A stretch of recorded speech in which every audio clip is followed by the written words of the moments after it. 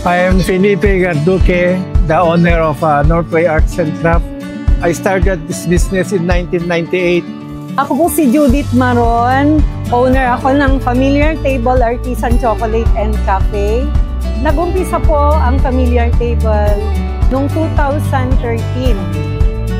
Sa La Union po, ako po yung isa sa mga first batch na nabigyan ng pagkakataon to join the Kapatid Mentor Me program ng DTI. There are many programs like DKMME, trade fairs, at malaking tulong ang DTI sa aking business.